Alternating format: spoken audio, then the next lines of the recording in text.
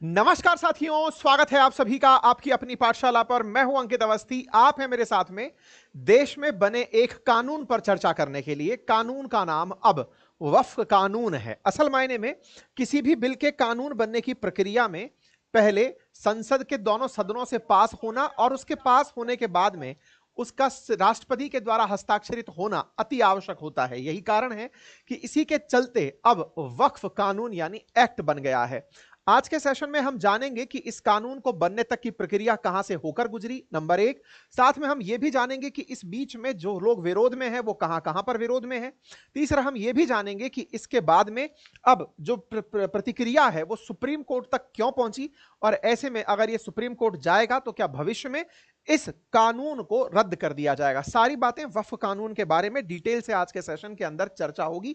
देश के अंदर लंबे समय से चर्चा का विषय बना हुआ वक्फ आज राष्ट्रपति द्रौपदी मुर्मू के द्वारा साइन होने के बाद गजट पेपर के अंदर प्रकाशित हो जाता है और यह बनता है वक्फ अमेंडमेंट एक्ट 2025। ध्यान देने वाली कानूनी बात जो सबसे पहले है वो यह है कि जब भी कोई भी बिल प्रस्ताव के रूप में सदन में लाया जाता है, लोकसभा और राज्यसभा में, वहां पर उस पर मतदान होता है और इस मतदान के बाद राष्ट्रपति के द्वारा हस्ताक्षर और उस हस्ताक्षर के बाद भारत के गजट पेपर के अंदर प्रकाशित होने के बाद वो एक्ट में बदल जाता है। तो अब तक जो शब्द यूज किया जाता था वक्फ बिल, अब वो वक्फ बिल ना रह करके वक्फ एक्ट कहलाएगा। अब ये वक्फ एक्ट बन चुका है, द वक्फ अमेंडमेंट एक्ट 2025। ये इसका अब राइट नेम एंड प्रोनाउंसिएशन है जो आप लोग याद रख सकते हैं। ठीक है, यहां पर ध्यान देने वाली बात यह है, an act further to amend the Waqf act 1995। इसने वक्फ एक्ट 1995 को संशोधित किया है और इसकी वजह से ये एक्ट संशोधित यानी कि अमेंडेड एक्ट कहलाया है। ठीक है, पुराना बिल जो वक्फ एक्ट 1995 था उसके अंदर संशोधन करने के कारण यह अमेंडमेंट एक्ट 2015 कहलाया है। चलिए, ये बात हो गई। 2025 कहलाया है। इसकी हेडलाइंस आप यहां पर देख सकते हैं और हेडलाइंस के अंदर लिखी हुई बातें राष्ट्रपति के साइन की। तो इससे पहले क्या हुआ, इससे पहले ये दोनों सदनों से पास हुआ था। दोनों सदनों से पास हुआ उसकी खबर कवर करेंगे, साथ में इस पर जो प्रतिक्रिया आई देश भर से उसको कवर करेंगे और प्रतिक्रिया के साथ साथ भारत की राजनीति में इसका क्या असर होगा इन सब पर चर्चाएं करेंगे। प्रतिक्रिया की तस्वीरें आप कुछ जगहों पर तस्वीरों के रूप में देख सकते हैं कि यहां पर कई जगह पर प्रोटेस्ट इसके खिलाफ हो रहा है कि यह बिल नहीं आना चाहिए था, यानी कि यह एक्ट नहीं पास होना चाहिए था, लेकिन अब यह एक्ट पास हो गया है। चूंकि यह संसद से पास हुआ कानून है, देश के सभी नागरिकों को यह मान्य होगा, यह मानना ही होगा। अगर यह माना नहीं गया तो इसके ऊपर पुलिस कार्रवाई की जा सकती है, यानी कि जो व्यक्ति इसके खिलाफ अब जाएगा उसके ऊपर कानूनी प्रक्रिया जो भी होगी उसके अनुसार कार्रवाई कर दी जाएगी। अच्छा, इससे पहले क्या हुआ, इससे पहले यह बिल 2 अप्रैल को लोकसभा से और 3 अप्रैल को राज्यसभा से 12-12 घंटे की बहस के बाद पास हुआ था। मतलब राष्ट्रपति से साइन होने से पहले यह राज्यसभा से और यह लोकसभा से, दोनों ही सदनों से यह पास हुआ था। दोनों सदनों से पास हुआ, इसी कारण से यह बिल राष्ट्रपति के पास पहुंचा था। जब यह सदन में पास हुआ उस समय राज्यसभा जो कि उच्च सदन कहलाता है, यहां पर कुल 233 वोट पड़े थे, उनमें से 128 पक्ष में थे और 95 विपक्ष में थे। ऐसे में 128 के साथ ये पास हो गया। ऐसे ही लोकसभा की जहां तक बात हो, कुल वोट 520 पड़े, इनमें से 288 समर्थन में थे और 232 विपक्ष में थे। ऐसे में 288 के साथ यह बिल यहां भी पास हो गया। ठीक है साहब, प्रधानमंत्री के द्वारा इस पर 4 अप्रैल को अपनी तरफ से ट्वीट करके जानकारी दे दी गई थी और इस विषय को पूरी तरह से जो लीड कर रहे थे वो केंद्रीय अल्पसंख्यक मंत्री किरण रिजिजू थे, जिन्होंने कानून में ट्रांसपेरेंसी, अकाउंटेबिलिटी, एक्यूरेसी को ध्यान में रखते हुए इस काम को करवाने का बीड़ा उठाया था। उनका कहना था कि यह इस उद्देश्य से लाया गया है ताकि इस एक्ट के उपयोग के बाद भविष्य में जो वक्फ की संपत्तियां हैं उनका जो प्रबंधन है और उनकी वजह से जो राजस्व अर्जन है ये तीनों बेहतर तरीके से हो सके, उद्देश्य ये रखा गया था। अगर आपको वक्फ का कोई इतिहास नहीं पता है तो हमने इस पर डिटेल में कई सेशन किए हुए हैं। इनमें से एक सेशन अंकित इंस्पायर इंडिया पर है जो हमने साल भर पहले किया था, जिसमें पूरी डिटेलिंग दी थी। इसके बाद में फिर हमने एक बार फिर से अपनी पाठशाला पर इसके बारे में पिछले महीने डिटेलिंग दी थी। आप इन वीडियोस को संभवतः देख चुके होंगे। नहीं देखा है तो इन सेशंस को, क्योंकि ये काफी बड़े सेशंस हैं, आप एक बार और देख लें ताकि आप इसका इतिहास, इसके पीछे आर्ग्यूमेंट, सब बातों को डिटेल में समझ पाएंगे। लेकिन फिर भी आज के सेशन में एक ब्रीफ इंट्रो हम इसके इतिहास से निकाल कर आपको दे रहे हैं कि वक्फ का अर्थ क्या होता है, इसका मतलब क्या प्रोविजन है, क्या इसका इतिहास रहा है। वक्फ शब्द का जो अर्थ है वो रुकना और ठहरना रहा है, लेकिन इस्लाम में इसे दान का एक तरीका माना गया है। ये अरबी भाषा का शब्द वकूफा से निकल करके आया है और इसमें ऐसी संपत्ति जो सामाजिक काम के लिए दान कर दी जाती है उसे वक्फ संपत्ति कहा जाता है। इसमें संपत्ति में रुपए अथवा जेवर या अचल संपत्ति में घर अथवा जमीन कुछ भी हो सकता है जिसे दान किया जा सकता है। संपत्ति दान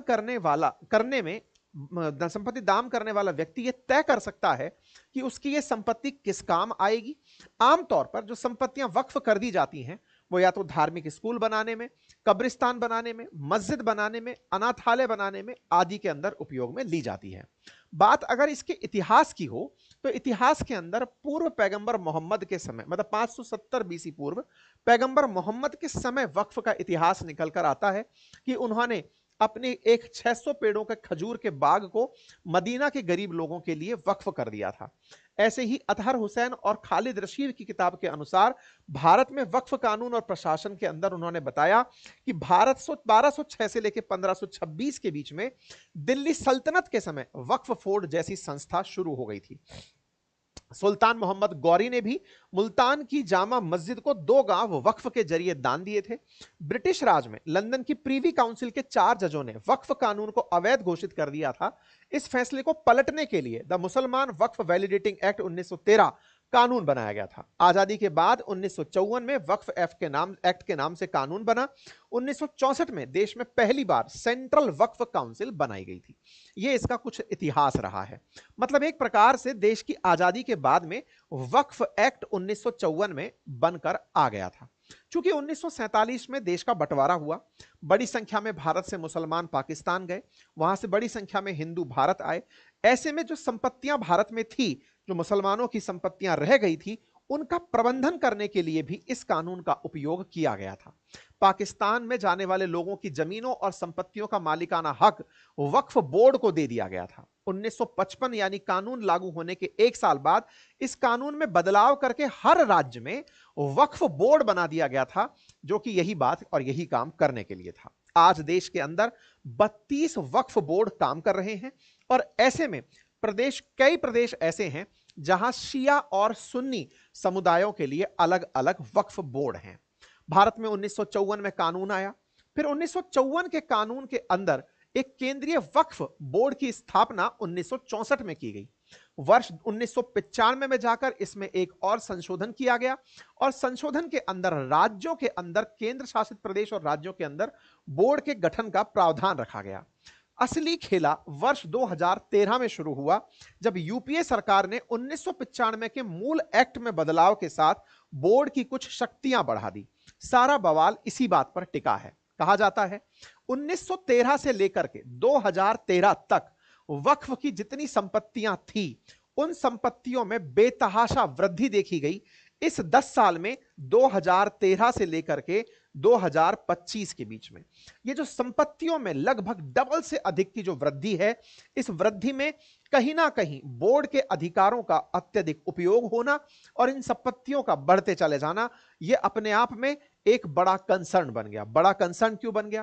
क्योंकि आज देश में अगर संपत्तियों की बात की जाती है तो देश में सबसे ज्यादा जमीन रेलवे के पास है। भाई इतनी सारी प्लेटफॉर्म्स हैं, इतनी सारी पटरियां हैं, पटरियों के आसपास की जगह हैं, तो 33 लाख एकड़ जमीन अगर रेलवे के पास है तो तीसरी सबसे अधिक संपत्ति लगभग 9.4 लाख एकड़ वक्फ के पास है। यानी सेना के बाद जो 3rd लार्जेस्ट भूमि है वो वक्फ रखता है और उस वक्फ में अचल संपत्ति और चल संपत्ति दोनों प्रकार की संपत्तियां रखी जाती हैं।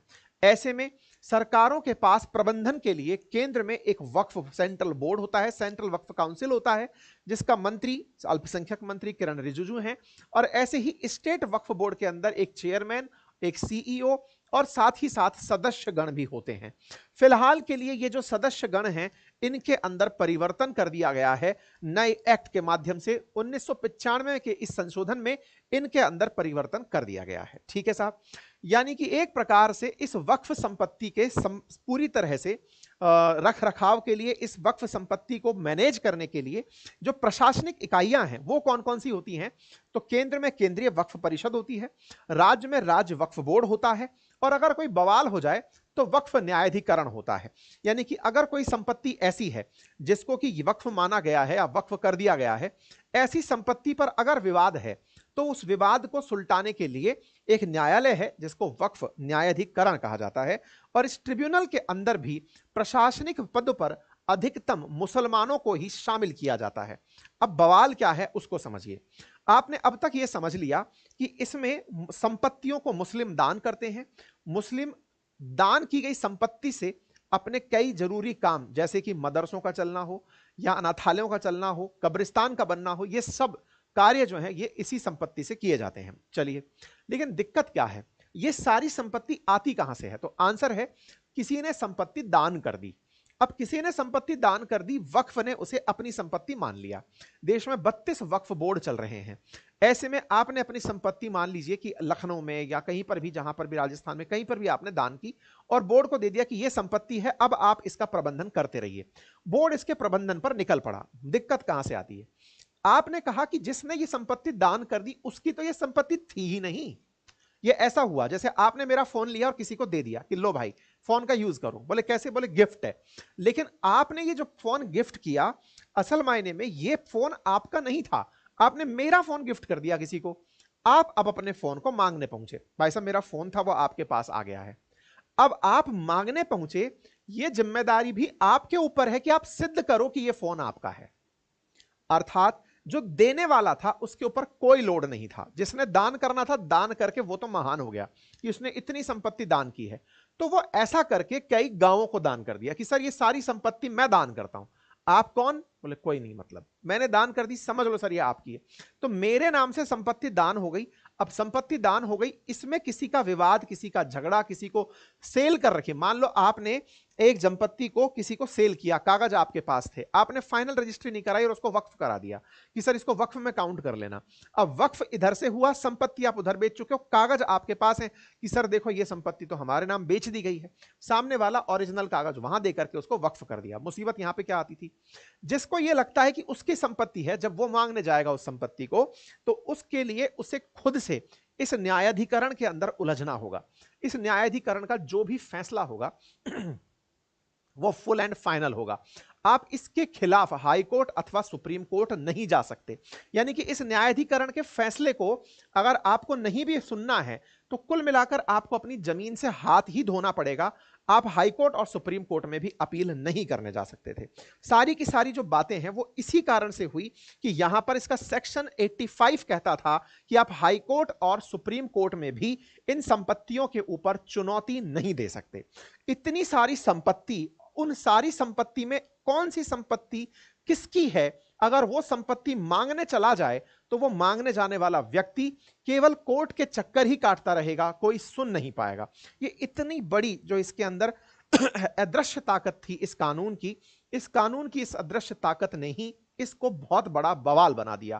क्योंकि बहुत से लोग ऐसे निकल कर सामने आए जो कहने लगे कि सर हमारी पीढ़ियां बीत गई इस जगह रहते हुए और पता चला कि यह वक्फ की संपत्ति हो गई। हद तो तब हो गई जब वक्फ बोर्ड ने धर्म के नाम पर कुछ पुरानी ऐसी इमारतों को, जिन्हें पुरातत्व विभाग मैनेज कर रहा है, वक्फ ने उन्हें भी क्लेम कर दिया। कई बार आपने सुना होगा, लाल किला हो या फिर आगरा का ताजमहल, वक्फ उन्हें क्लेम करके कि यह संपत्ति हमारी है, ऐसे में इसका रखरखाव हम करेंगे या फिर इस पर हमसे आपको निर्णय लेना होगा। ऐसे में इस पर लगाम लगना जरूरी था।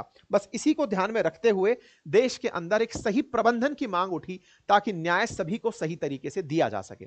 भारत में सबसे अधिक जो वक्फ की संपत्ति है वो उत्तर प्रदेश में है। कुल संपत्ति का 27% अकेले उत्तर प्रदेश में पाया जाता है।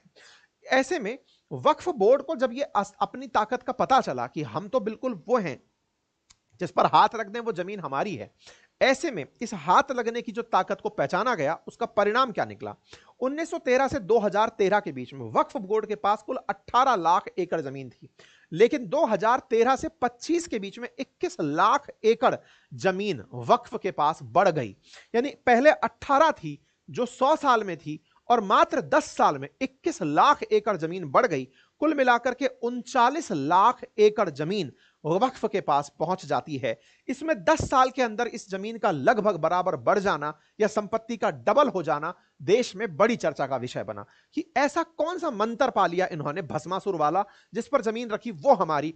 ऐसे में सरकार इस बात पर चेती, क्योंकि विवाद बहुत बढ़ गए, विवाद बढ़ने लगे। ऐसे में गवर्नमेंट का जो डेटा है वो देख करके कि भाई पहले क्या था और अब क्या है, ऐसे में इस बात को लेकर के बवाल होना शुरू हुआ। जब बवाल होने शुरू हुए, इसमें बवाल पहुंचते पहुंचते साल 2013 के बाद 21,618 ऐसे मुकदमे निकलकर आए जो कि लोगों के बीच में इस बात को लेकर थे कि सर हमारी संपत्तियों पर वक्फ ने अपनी तरफ से बात रख दी है या वक्फ ने उसे अपना मान लिया है। जब ये विवाद होने लगे, और दूसरी बहुत बड़ी बात कि वक्फ के पास में इतनी संपत्ति है कि वक्फ उसका अगर सही से उपयोग करे तो 12,000 करोड़ सालाना तक की आय, ऐसा अखबारों में लिखा है, राजस्व में की जा सकती है। लेकिन इसी बीच में उस संपत्ति का सही से प्रबंधन और उस संपत्ति का उपयोग महिलाओं के लिए कैसे हो, समाज के अन्य तबकों के लिए कैसे हो, सरकार इस विषय पर भी ध्यान दे रही थी। वक्फ का अमेंडमेंट बिल इन्हीं को ध्यान में रखते हुए 2024 में लाया जाता है। वक्फ संशोधन विधेयक 2024 जब आता है तो इस पर आते ही बवाल खड़ा हो जाता है। लोकसभा में यह पेश होता है। जब यह लोकसभा में पेश होता है तो इसके अंदर जेपीसी की मांग कर ली जाती है, ज्वाइंट पार्लियामेंट्री कमेटी की मांग कर ली जाती है। ज्वाइंट पार्लियामेंट्री कमेटी इसमें 40 संशोधनों की एक श्रृंखला प्रस्तुत कर देती है कि साहब आपको इसमें संशोधन करने पड़ेंगे। तो अगस्त 2024 में अल्पसंख्यक कार्य मंत्री के द्वारा यह पहले बिल लाया गया। जब बिल लाया गया तो उस बिल के ऊपर हंगामा हुआ तो उसे ज्वाइंट पार्लियामेंट्री कमेटी में भेजा गया, जहां 31 मेंबर जेपीसी के अंदर शामिल किए गए। इस 31 मेंबर की बनी जेपीसी ने इस पर अपनी राय दी। उस राय को बनाने में जेपीसी को 34 बार मिलना पड़ा।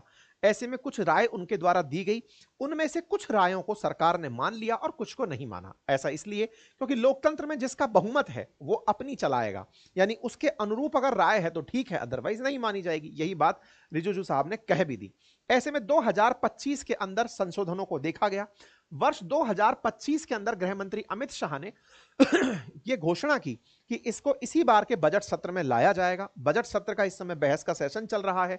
1 अप्रैल को मंत्री के द्वारा फिर से लोकसभा के अंदर बिल को तैयार लाने की तैयारी की जाती है और 2 अप्रैल 2025 को यह लोकसभा से पास होता है और 3 अप्रैल को यह राज्यसभा से पास हो जाता है।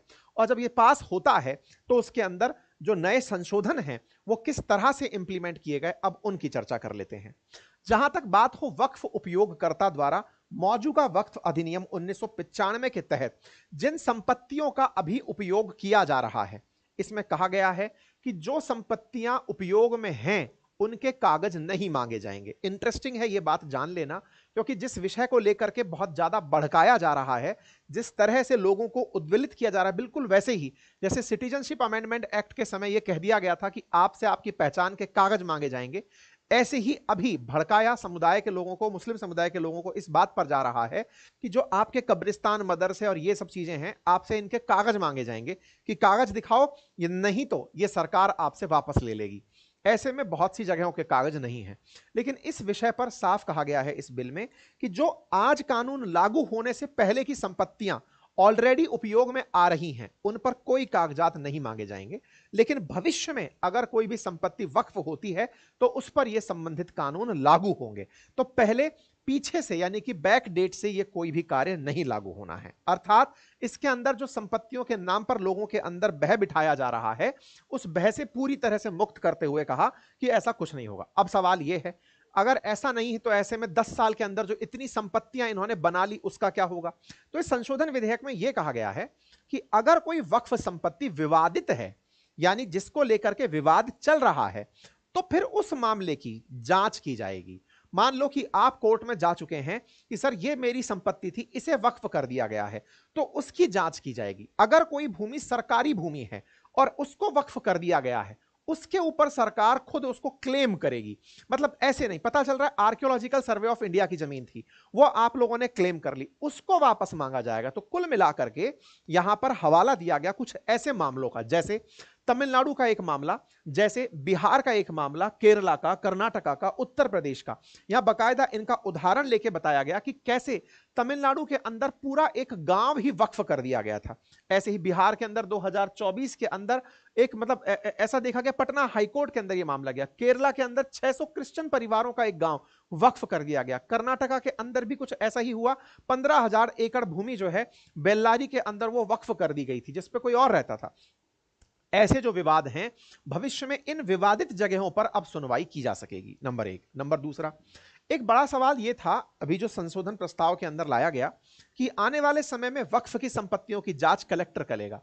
ऐसे में अभी जो प्रस्ताव पास होकर के आया है, जो बिल बनकर एक्ट में आया है, वो कहा गया है कि कलेक्टर से ऊपर एक और अधिकारी नियुक्त कर दिया जाएगा जो ऐसी विवादित भूमियों की पहचान करेगा और उन विवादों की सुनवाई करेगा। नंबर तीसरा, यहां पर एक पॉइंट था वक्फ के अंदर कि कोई भी व्यक्ति संपत्ति दान कर दे, वक्फ कर दे, इसको कोई भी को परिवर्तित करके कह दिया गया है 5 साल से जो इस्लाम का पालन कर रहा हो सकता है कि कल आपने मतलब धर्म परिवर्तित किया, इस्लाम अपनाया और अपनाते ही आपने संपत्ति वक्फ कर दी, तो हो सकता है ये प्रेशर में करवाया गया कार्य हो।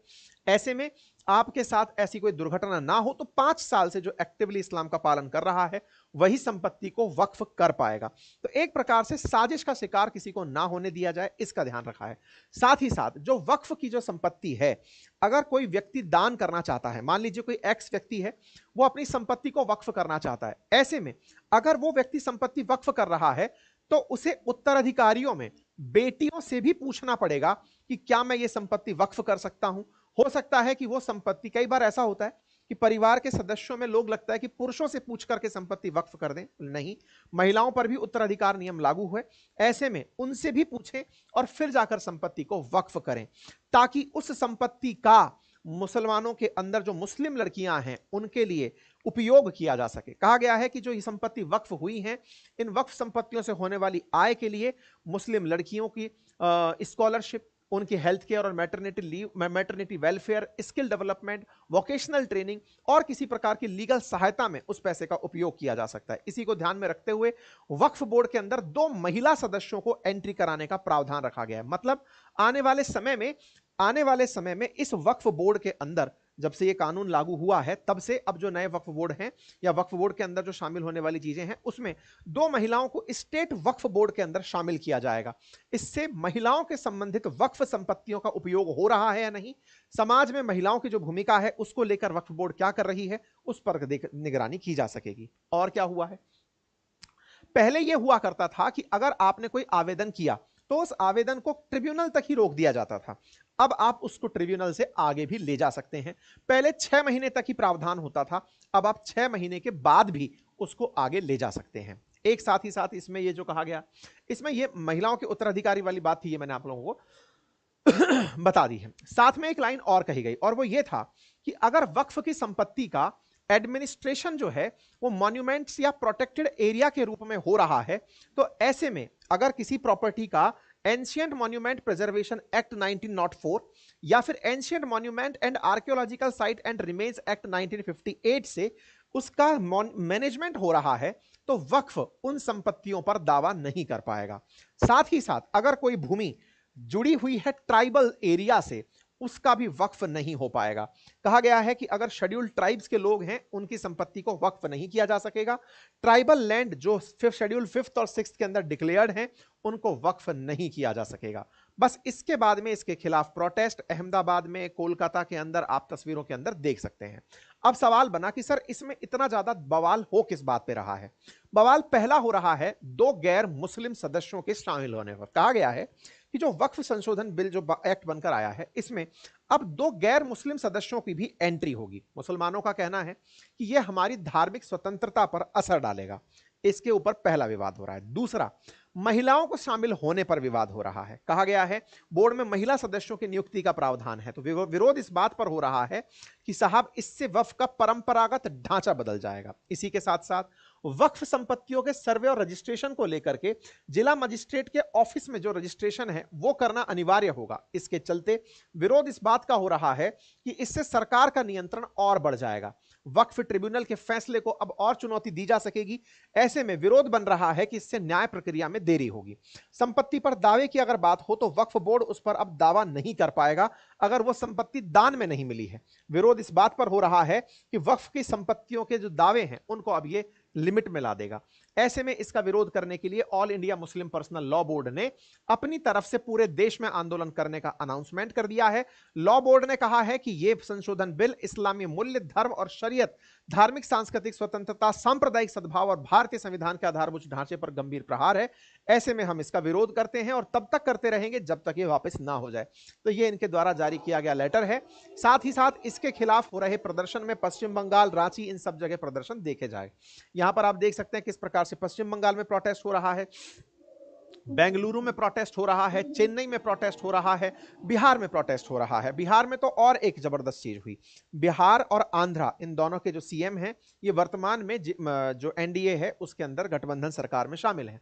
ऐसे में जेडीयू के समर्थन, क्योंकि बिहार में अभी इलेक्शन है और ऐसे में मोदी सरकार का समर्थन जेडीयू ने कर दिया है इस बिल के ऊपर।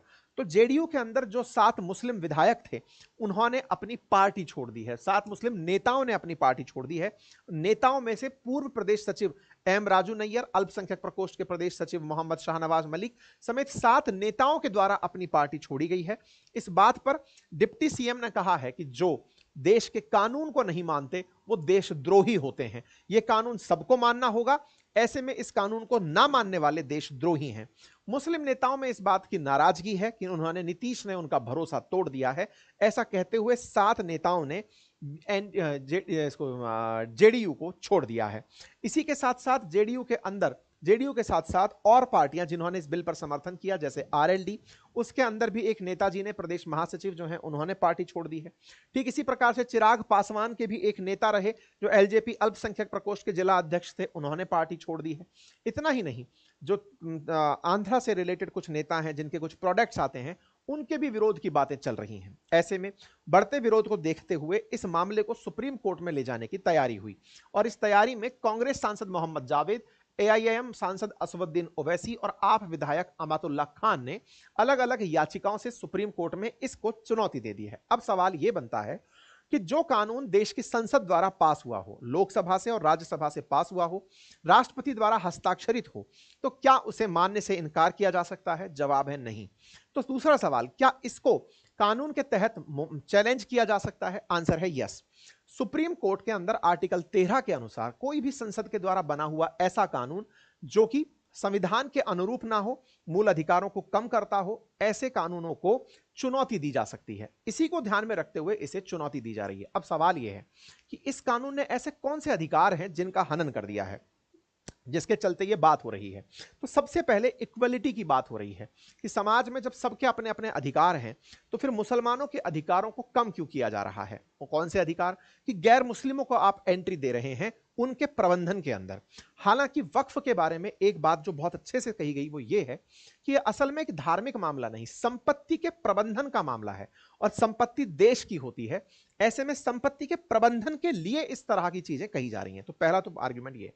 दूसरा क्या है कि हमारे देश के अंदर मूल अधिकारों में आर्टिकल 25 कहता है किसी भी व्यक्ति को अपने देश में freedom of conscious and freedom of profession, practice and propagation of religion का अधिकार है। तो इस कानून में इंटरफेयर करके या फिर इस एक्ट को बदल के सरकारों ने एक तरह से मुसलमानों के जो freedom of conscious and free profession of practice है उसमें इंटरफेरेंस कर दिया है। साथ ही साथ अपने जो रिलीजियस अफेयर्स हैं उनको मैनेज करने का जो उनका अधिकार, मूल अधिकार है, उसमें इंटरफेयर कर दिया है। ऐसे में इसी चीज को ध्यान में रखते हुए इसे सुप्रीम कोर्ट में चुनौती दी जा रही है। अर्थात कोर्ट में चुनौती देते समय मूल अधिकारों के अंदर हुआ हनन को अपना प्राथमिक आधार मनाया जा रहा है कि सुप्रीम कोर्ट को कहा जा रहा है कि सुप्रीम कोर्ट महोदय, यह हम इसलिए शिकायत करने आए हैं क्योंकि इस कानून ने कहीं ना कहीं हमारे मूल अधिकारों को कम कर दिया है। अब सुप्रीम कोर्ट के ऊपर है कि वो इन याचिकाओं को स्वीकार करती है या नहीं। संसद ने अपना काम कर दिया। अगर सुप्रीम कोर्ट को लगता है कि इसमें से कोई अधिकार ऐसा है या ऐसी कोई पंक्ति है जिससे कि धर्म का कोई धर्म मतलब जो मूल अधिकार जो है वो कर्टेल हो रहे हैं, तो वो निश्चित ही उनके ऊपर अपनी तरफ से एक्शन लेने के लिए फ्री है, वो उस पर अपनी तरफ से प्रतिक्रिया दे सकती है। ठीक है, देखना होगा सुप्रीम कोर्ट इस विषय पर अपनी क्या राय रखती है। फिलहाल के लिए इतना ही। जानकारी पसंद आई हो तो साथियों से जरूर साझा करें। और हां, आप सभी को राम नवमी की बहुत सारी शुभकामनाएं। साथियों, हमारे चैनल अंकित अवस्थी ऑफिशियल पर एक बहुत ही बेहतरीन सुंदरता कैसे एक मकड़जाल बनती जा रही है, इस पर एक बहुत जबरदस्त वीडियो डाला गया है, जिसका लिंक कमेंट बॉक्स में पिन कर दिया गया है, आप उसे देखें। साथ ही साथ एक इंटरेस्टिंग जानकारी मैं आप लोगों को देना चाहता हूं।